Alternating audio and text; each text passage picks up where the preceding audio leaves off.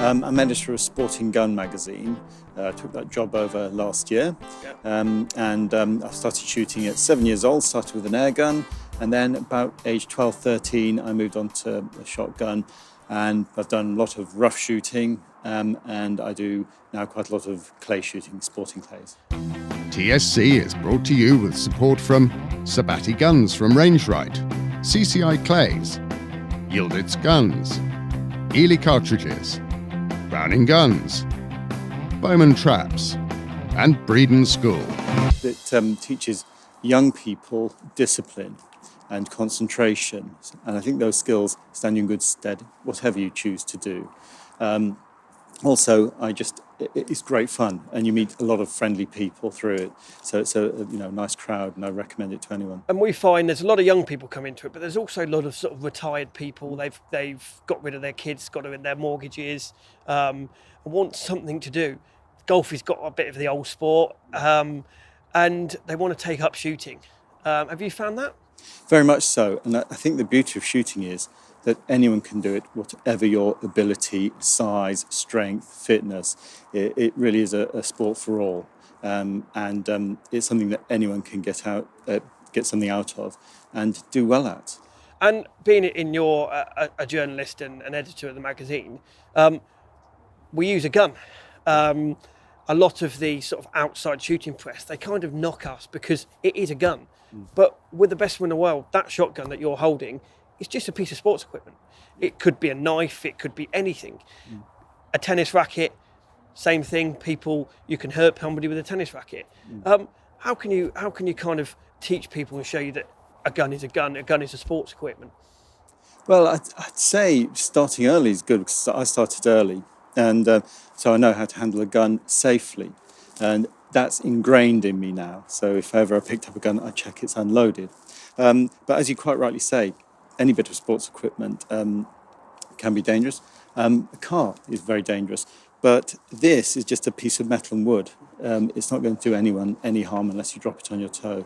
So it really, what the Americans say, it's the nut behind the butt that can do the damage.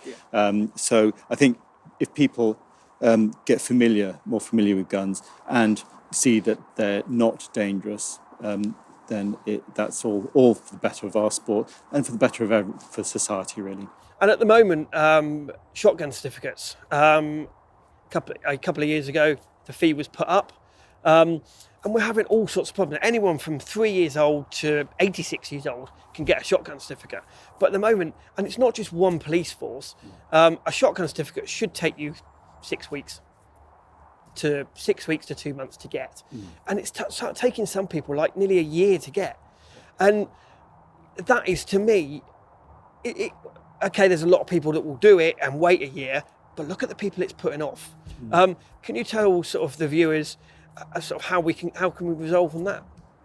It's very difficult. I think the police are very much under-resourced. However, that said, there are some police forces that renew shotgun certificates or grant them very quickly, and others who take up to a year. I've just waited nearly a year for renewal on mine. So I think it's down to good management. Far be it from me to tell the police their job, but I think they should sort of share maybe information between each other, between one constabulary that's doing it very well and one that's maybe not doing it so well. There is a few rumours going around that they're trying to kind of do it almost to put people off from getting licences. Do you think that's true? I don't think so. I'd like to think that wasn't true. I think that's just a rumour, as you say.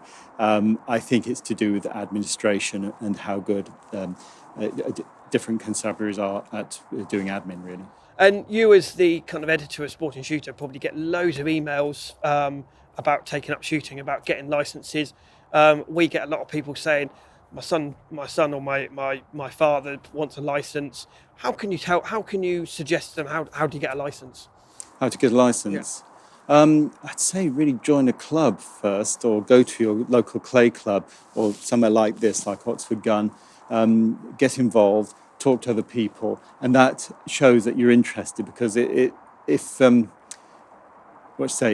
a whim that you get a licence, it's a lot of hard work, and then if you're not going to go out shooting regularly, it's probably not worth it. So I say join a club with like-minded people, talk to them, get involved. I mean, we always try and recommend, I mean, we're more of a shooting school and then you've got a gun club, but we always recommend everyone to get a licence, because the more licences out there, when people like the government look at shooting and they think, oh, the licence is on the up, they're more likely to give it an easier time. If the licence is on decrease, then they're going to be kind of, oh, well, shooting's, it's dying, so it's not a worry. So that's why we try and encourage everyone to get a licence, whether you're 3 or whether you're 56. Yes, I always think it's useful to have a license, and you don't have to have a gun to have you can have a license without a gun, but it just means that you can shoot at more places, and you can shoot at ranges if you've got insurance that are unmanned, so you can sort of go out there with gun with another friend without having to have someone take you around. So it just opens up more opportunities. And schools having more and more schools and colleges and unis are getting involved in shooting. Obviously, you're going to go down to Breedon School, which is probably one of the biggest schools in the country for shooting. They've invested £150,000 on building their own shooting grounds. They've got nearly 50 people, 50 kids shooting.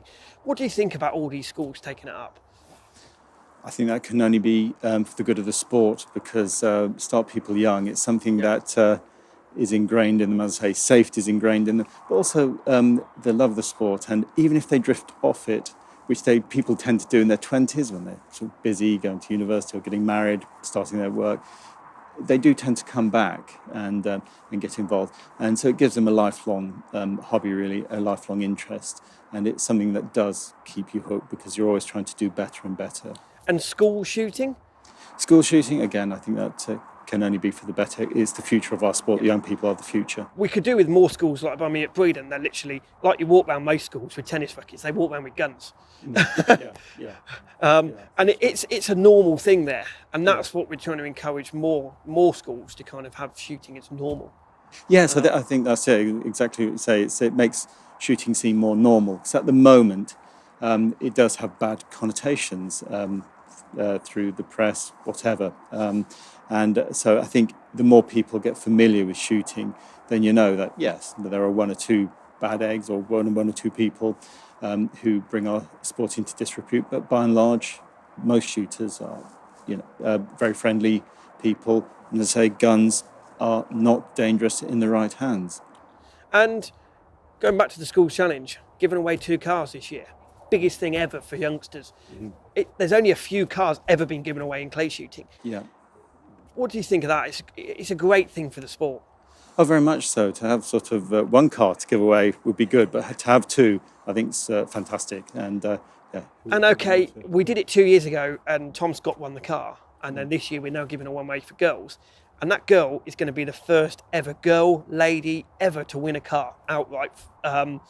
She could be 12, she could be 18. It's a fantastic opportunity, and it's going to push it out. Oh, very much so. I imagine you've probably got more young female shooters taking part because of it, because there's great incentive there. Thank you. David, and thank you very much. Glad you enjoyed your time. Fantastic. Thank you.